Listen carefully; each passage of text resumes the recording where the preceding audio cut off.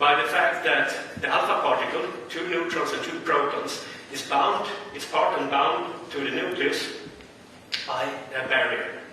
And classically, it would never ever leave the nucleus. However, due to quantum mechanical tunneling, it can appear outside of the nucleus, and thus you have radioactive decay. And the fact that it's quantum mechanical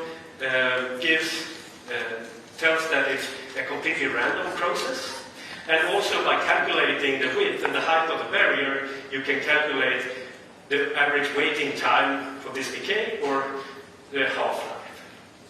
So, we understand that quantum mechanical tunneling is important in the subatomic world. However, can we observe larger systems that time?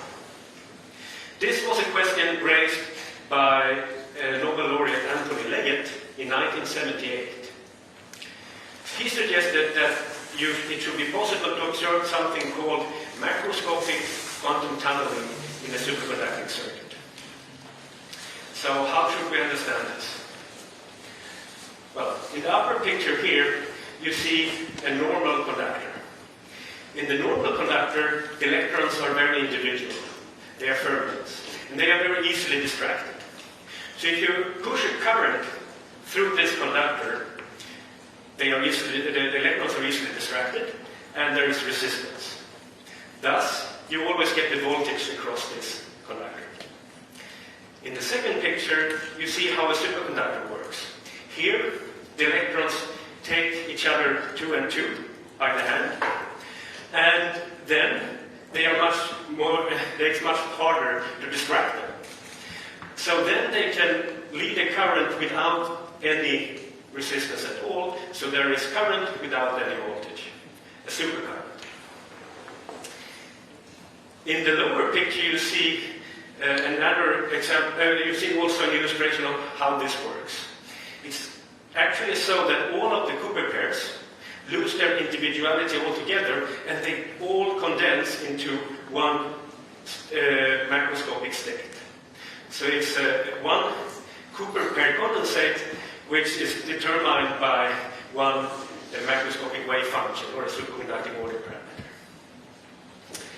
And you see there is a small gap between the two conductors in the lower picture, and that's a so-called Josephson junction.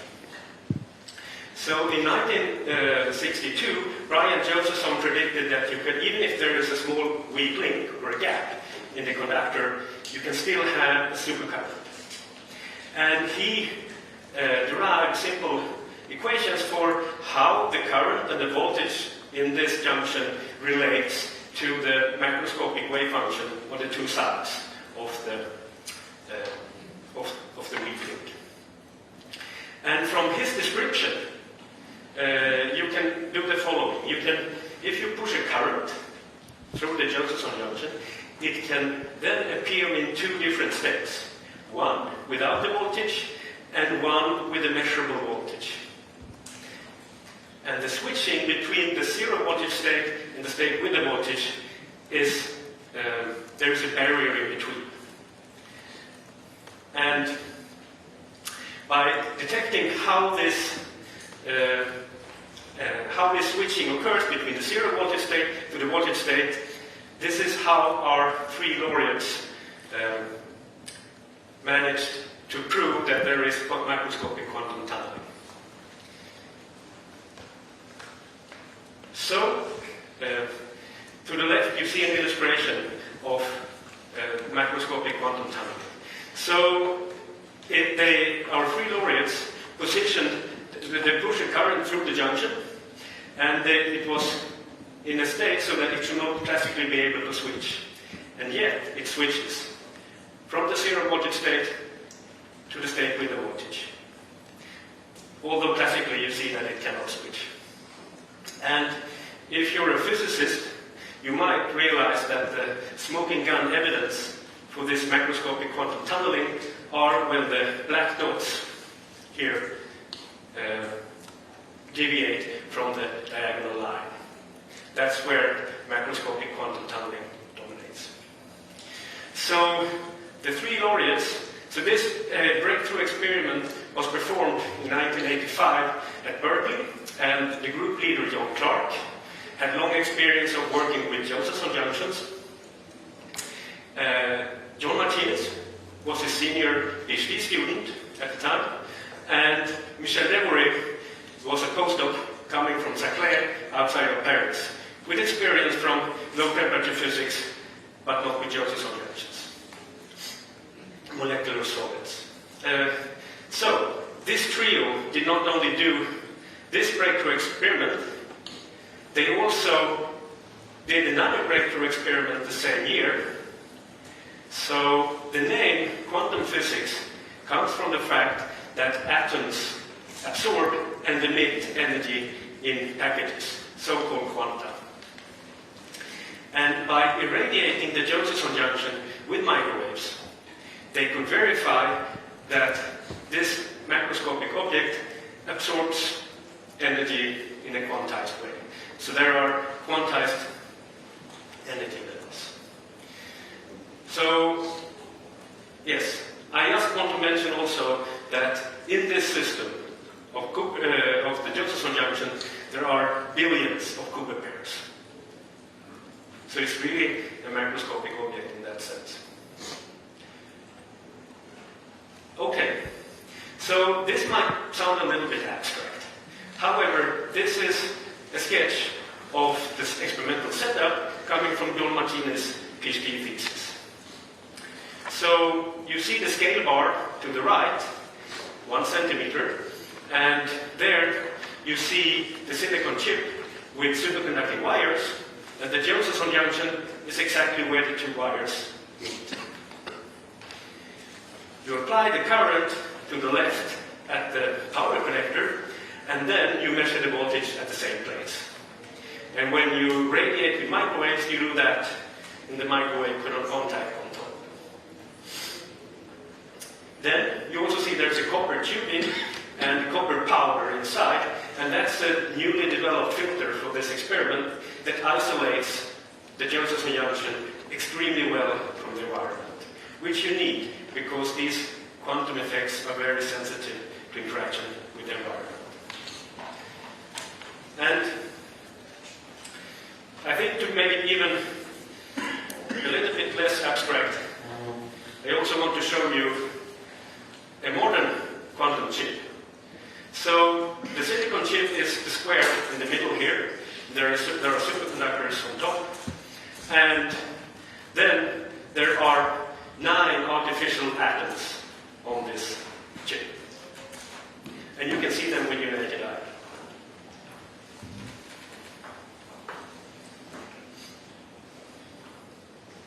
So the picture illustrates how they have taken quantum tunneling and quantum physics from the subatomic world onto electric chip. So now we have 40 years of lots of groups in the world exploring quantum physics on a chip, engineering artificial atoms, exploring quantum physics in regimes which are hard to get to with natural atoms, because you can engineer these artificial atoms.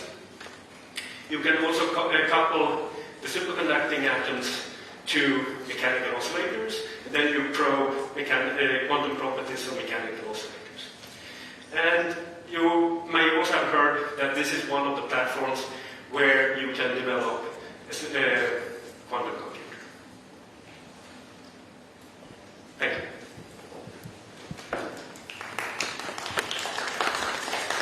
Thank you, Göran. Do we have Professor Clark with us on the phone? Yes, you do. Good morning, Professor Clark, and congratulations to the Nobel Prize in Physics. Thank you so much. Was this a surprise for you? So, to put it mildly, it was a surprise of my life. And I'm really sorry my two colleagues are not with us.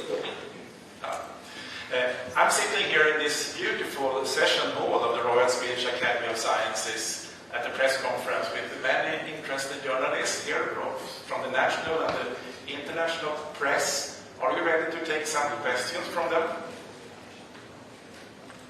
Yes. ST? I have to congratulate you on the award, of course. My first thought was that it's quite mind-boggling, your discoveries. I was wondering, did it occur to you at the time that that you managed to prove there is microscopic quantum tunneling, that it might be the grounds for Nobel Prize in physics? I think that had not occurred to us in any way. Pardon, I didn't get that. I think that it had not, we have not realized in any way that this might be the basis of a Nobel Prize. Do you remember the specific breakthrough and what happened at the time? Well, Bishop Everett and John Martinez are brilliant people, and I worked very closely with them for at least a year on this and other topics. And the first thing I would like to say is that this discovery would never have happened without the two of them. I think in principle the need of the group, of course, but their contributions are just overwhelming.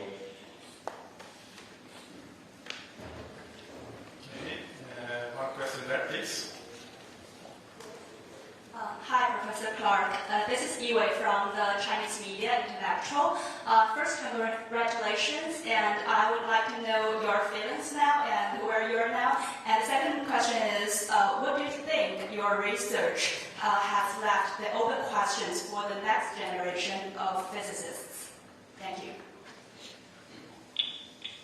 Well, first of all, my feelings are that I'm completely stunned, of course. It had never occurred to me in any way that this might be the basis of the Nobel Prize. And I'm sorry, what was your second question? My second question is, what open questions does your discovery leave for the next generation of physicists? Well, I think that, as already been suggested, this is something that does keep to the further development of, or the development of,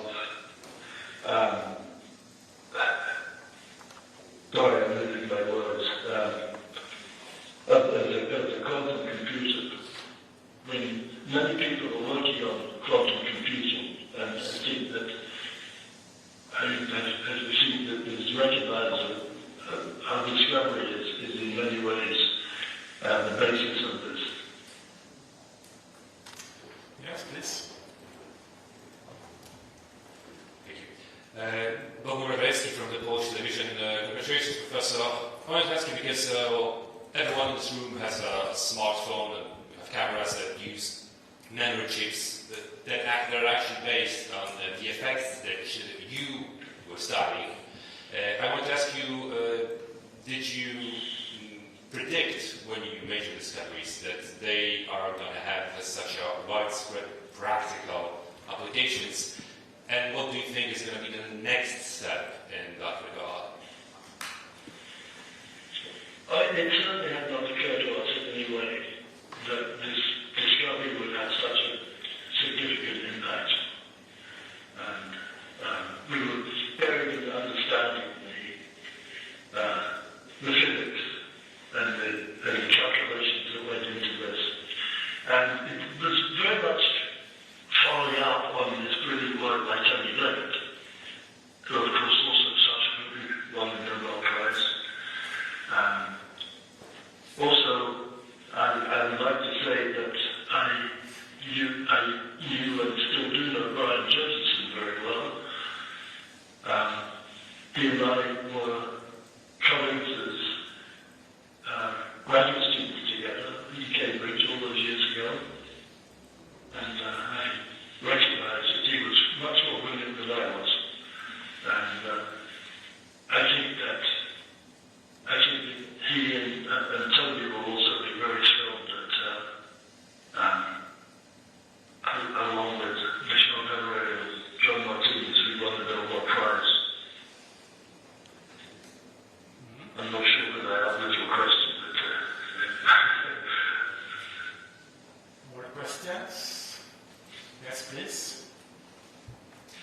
Thank you. Congratulations, Professor Clark.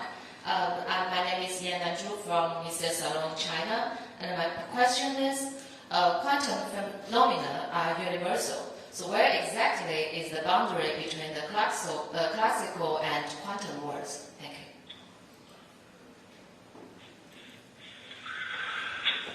Well,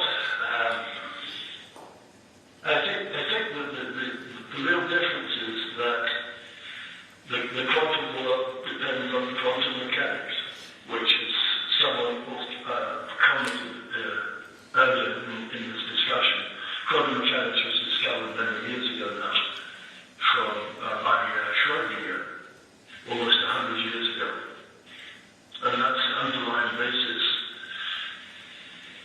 The thing is that classical physics doesn't depend on quantum mechanics.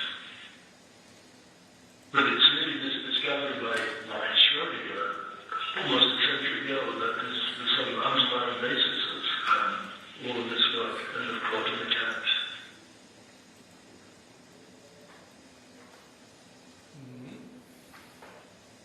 I'm Annette Negner-Arn from the Swedish TV4. Congratulations. I wonder what connections you see between the quantum computers and your discovery. Well, I think that our discovery in some ways is the basis of quantum computing. Exactly where all this fits in is not at this moment entirely clear to me, but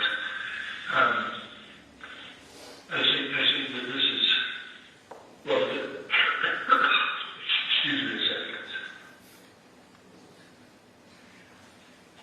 I think that I think that the basis of quantum computing relies to quite an extent on our discovery. But our discovery, as I said, also depends on many other people like Brian Josephson and Tony Leonard.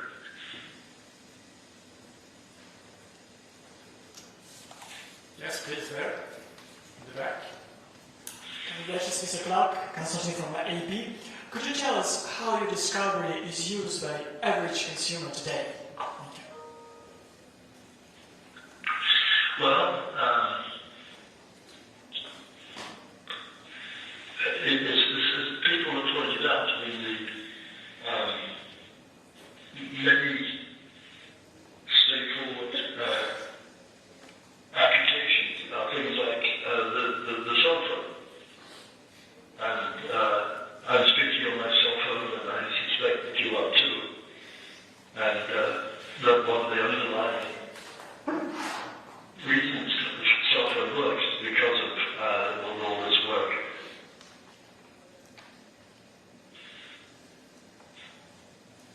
And of course other applications too, but I think that the most common one, I mean almost everyone has a cell phone in the modern world. One last question. Congratulations, Professor Clark. I have one question. Is that I'm also an experimentalist, and now we say this superconducting qubits and the neutral atoms and trapped ions are both good candidates for supercomputing in the future. Which one you think is most strengths in the future? Sorry, could you repeat this again, please?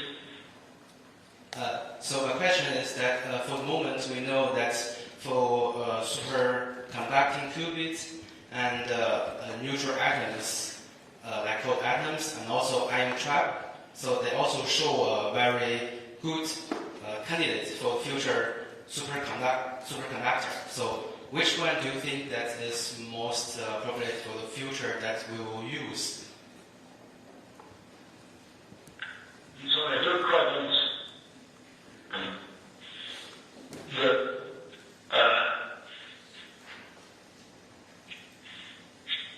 I mean, you talked about qubits and neutral atoms, and what exactly are you asking? Maybe we need to take that question afterwards. question for you, Professor Clark. Thank you, and once again, our warmest congratulations. Thank you. Thank you so much. We look forward to meeting you in Stockholm in December for the Nobel Prize ceremony. Yes, I look forward to being there too. Yeah. Bye-bye, and congratulations again. Thank you. Thank you. Goodbye. Okay, so let's move on to more questions about the Physics Prize and the research involved, or if you want to ask the committee something about their work. And again, you can ask either in English or in Swedish.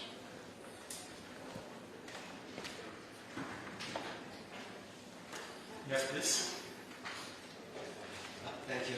I'm Yan Yang, and I'm also an experimentalist in cold atoms. And then I have two questions. So the first question is that we know theorists is ones that foresee the future, and experimentalists that is realize this system and then to change our daily life.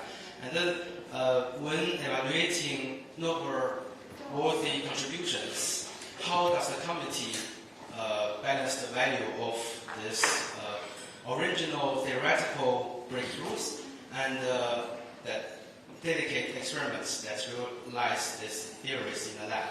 My second question is that when evaluating Nobel-worthy contributions, does the committee also take into account or consider the potential influence for the future science and applications, or it is just focused on the past achievement? Thank you. Yeah. So, the last question first. Of course, we can only regard what's been achieved so far. So we can only give a prize for something that has been done already. Both deep theoretical insights are of course very important, but experimental discoveries lies at the heart of physics. So they are both extremely important. And we should also remember that this should be for the greatest benefit of mankind. So we definitely do consider what's the impact of these discoveries. Or did you want to add something? Yeah, so as Professor Johansson says, the will of Alfred Nobel states for the betterment of mankind in the field of physics. And so this, of course, could be something that is very practical, but it can also be something that tells us where we are in the cosmos, anything on cosmology and black holes. And it's important, I think, to remember the quantum mechanics has basically three founding fathers. It's Heisenberg, Schrödinger, and Paul Dirac. And Paul Dirac was awarded the Nobel Prize in 1933. And he was asked at the award ceremony then by someone like you, what is the use of your discovery? And he says, I don't think there's any use of that at all.